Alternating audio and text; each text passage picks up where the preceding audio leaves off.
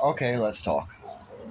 Fine, let's talk Amber Heard and Johnny Depp. YouTube hates me because I don't do the YouTube game of the let's rehash what the title is and tell people to push the buttons. And I really hate doing that. Go to the doobly doo. I hate that word. Oh man.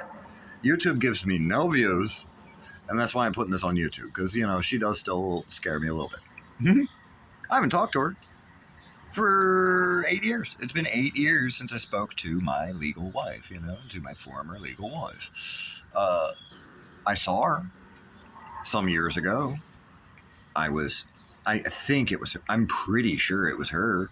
Ran into her in the hallway of my workplace at the time. It was a devil-themed craft brewery. I won't tell you which one, but it was, one of the devil-themed craft breweries in Huntsville, Alabama. The owner and I are cool.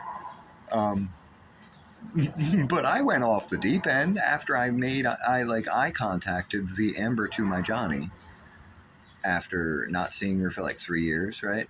Like we ran into each other in the hallway of this school that they had turned into a brewery, and we made eye contact. We were still under. I think I was under an order to not speak to her, and she was probably just free to live her life. Whatever. It doesn't matter how it shook out.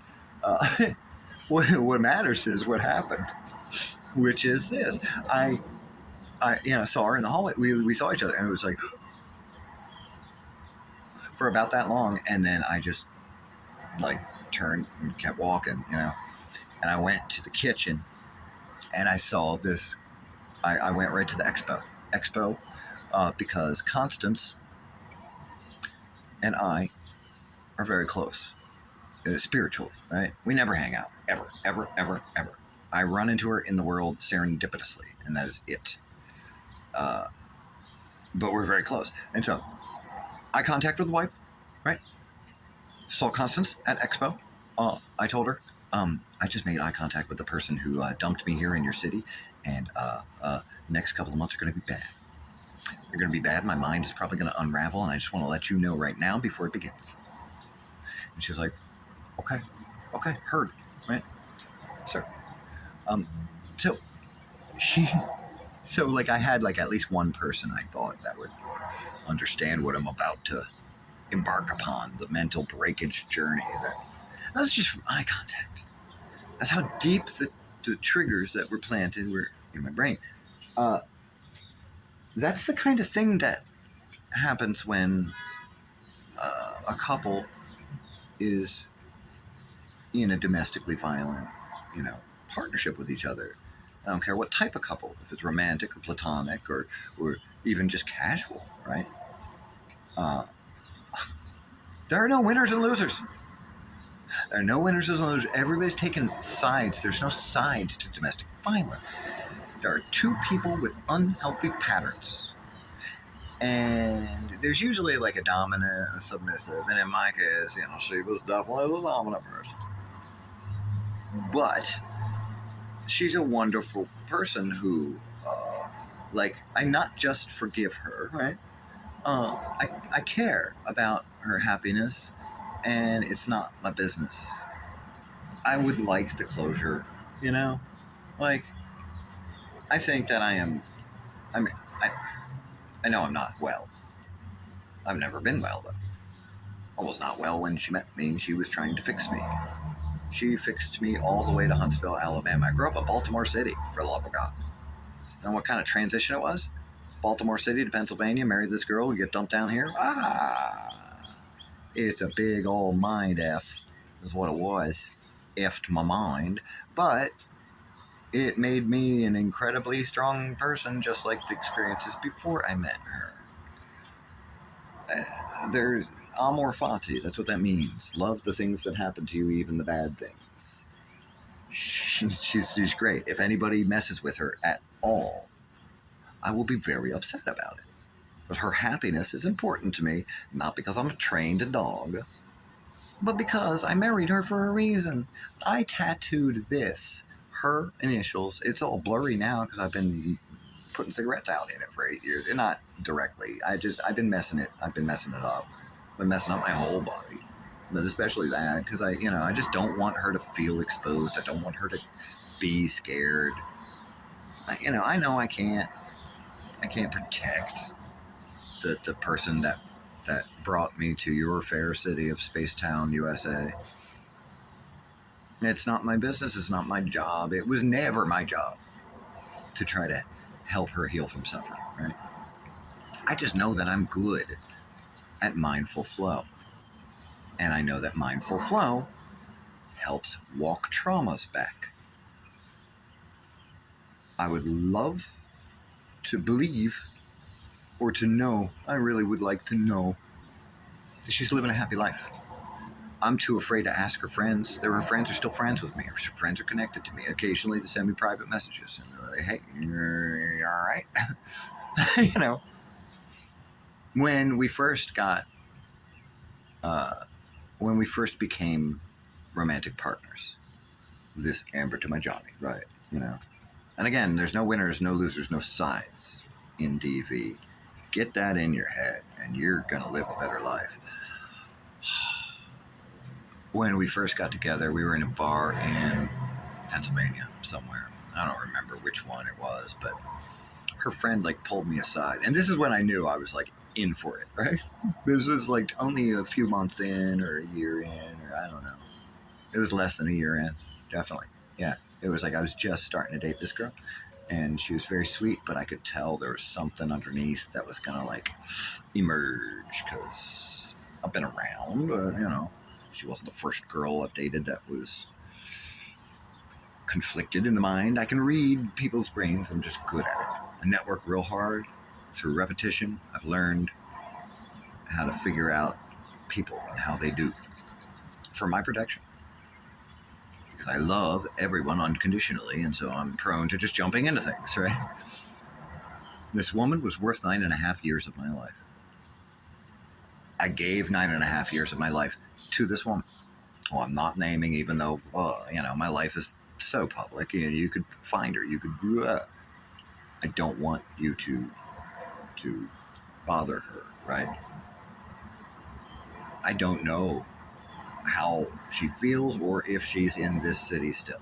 If she's in this city still, and I'm having another tipping point, another emergence of my public, community activist, poet, musician, stand-up comedian. I'm booked 22nd. Oh, the 22nd is going to be a great, great show. It's going to be an amazing show. I'm going to get physically wounded by the guest of honor because I'm going to say something that she's just not going to want to hear. And she's going to throw a chair at me or something. She's pointed a fork at me, which is hilarious because I planted that in her brain. Okay, now I'm not talking about my wife. I'm talking about a redhead that I've been involved with artistically. We've never, man, we hug, barely.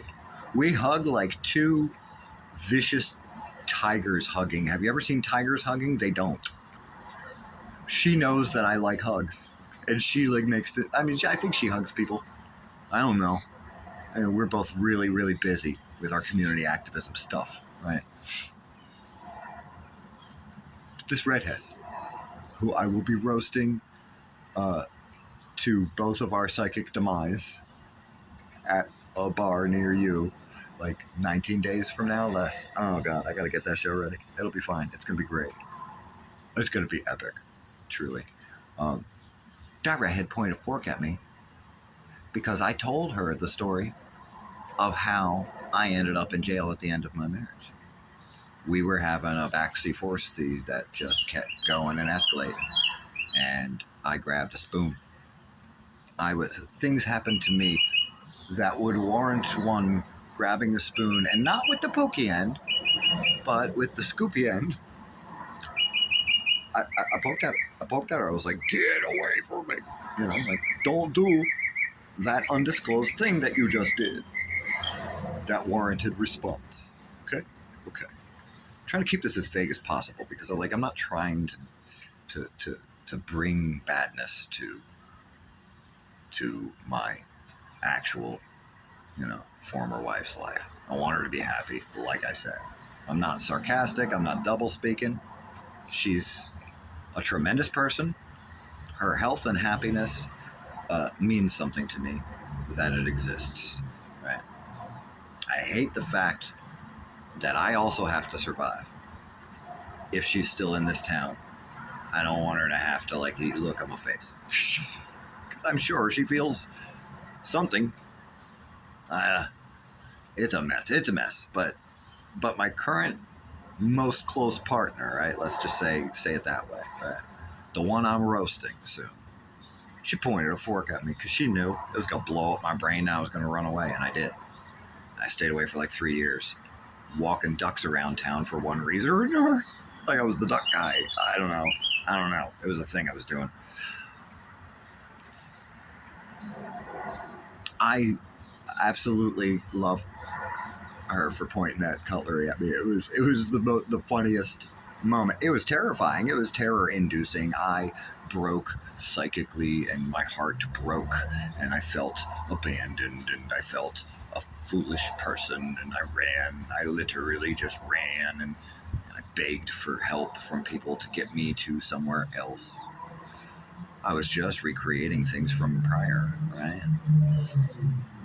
And it has led me back to this moment here at the same place where that fork, like the fork she pointed at me, is in there. I've held it and ate pasta with it. Now,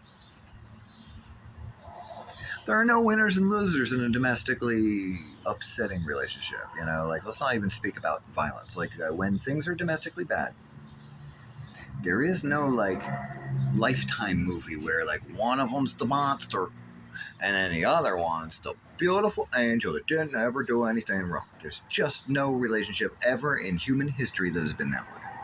So all of you who are taking sides, I see you. Guess what? You're lying to yourselves. It's a very long video. It's uncharacteristic of me to talk this long, but I have a lot of feelings I'd like to share. Man, the closure of knowing that the actual person I married, and again, let's circle back to the fact that we'll speak in code, because obviously I've been honest for like 12 and a half minutes. The depths, spelled with 2 P's, of the Johnny on the spot marriage that I was in had an amber colored energy. Heard. I did a version of that joke at the gas station when I was paying for cigarettes today, and everybody in the gas station laughed out loud because they know. They were like, "Oh yeah, okay, that's how you got here. Cool. We were wondering. You've been suffering around town for like 8 years." I changed my appearance because I know people get tired of seeing me. But if I do not stay in mindful flow, I won't walk back that trauma. So, flow is the thing that heals us, and so I look weird all the time because I'm in flow. I also am an entertainer. If I want to have a half hawk, that's what I'm going to do. I know half my head is shaved. Have you been distracted by that? Maybe you listened. The waiter wears flair to distract you so he can sell you the appetizers. Right? Don't you know?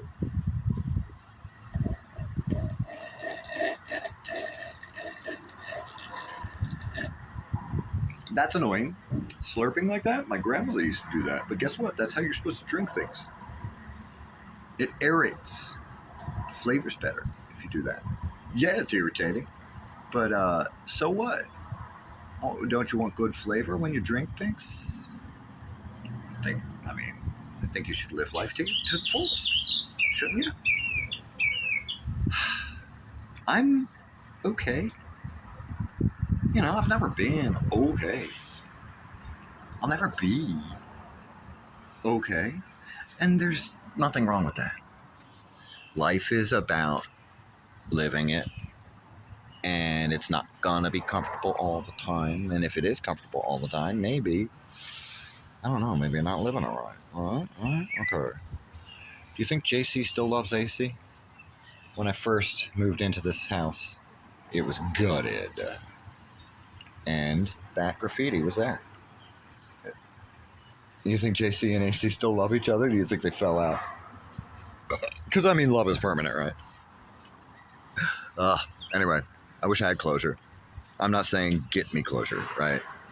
She makes her choices, The woman I married does not have to do anything at all. Nobody that's in my life currently has to do anything. You choose to interact with me or don't.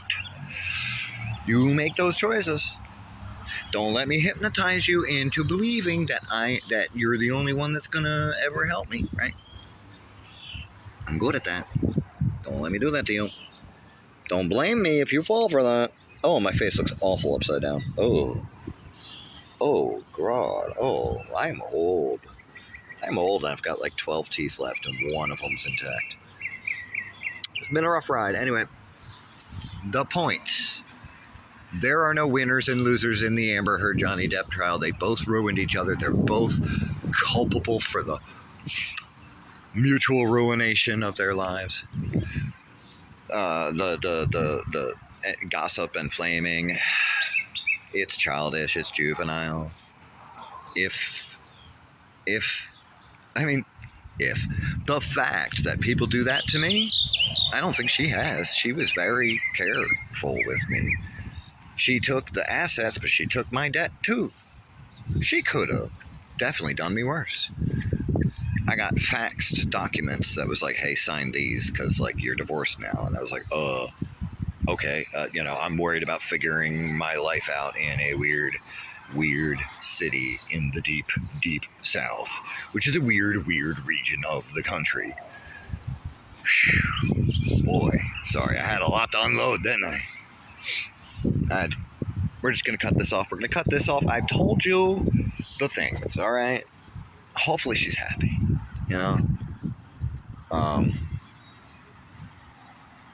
I'm having a wild life. We talked about, do you want to be homeless in PA? You want to be homeless in Alabama? Help me move. And then, then we ended down there the way that we are. Obviously, look at what we are. This is going to end with you just with nothing. And you know it. And I know it. Where do you want to do it? And I was like, let's go Huntsville. We've been researching it. And it seems like it's a cute city. I think I could probably do some good down there. And she was like, okay, well then you're moving. Then we're going to move together, And then like the haze of the feelings that caused her to, do all those things. We're not going to rehash any of those stories, even though they are hilarious. God, I think the best show would be if her and I, just like reasonable, rational adults, sat there and discussed some of the dumb stuff that we both did, right? That'd be a funny show. I think it would be hilarious. I think it would heal the country a little for like a couple that was in a Heard Depp type thing to just talk about it, and let people know that, hey, you can move on, you can get closure, you can respect the person who did all those things, right? Because I respect her. I believe she is worthy of honor. And it's, again, not because I am a weak person, it's because I'm a strong person. And I believed in her. I wouldn't spend a decade with her, almost a decade. I wouldn't spend such a percentage of my life, almost a quarter of my life, with one person who just didn't want to share me with anything. Any other person. I spoke to anyone. She got scared that she'd lose me. Everything she did out of love and fear and trauma. I'm not saying it wasn't her fault. It was both of our faults. Blame is not helpful when it comes to domestically abusive relationships. Blame is what keeps them going. Shame is what keeps them going. Taking sides is absolutely unhealthy. And I know a lot of people, I'm close with a lot of people who need to hear this and need to hear me telling people this. And that's why we just ranted for 20 minutes. So there you are, okay? Here's your content. Amber Heard, Johnny Depp, both responsible for what happened. There's no blame, there's no shame. It is just, in a DV situation, guess who's responsible? You. Whoever you are, you're responsible to leave it. to walk away immediately. Full stop.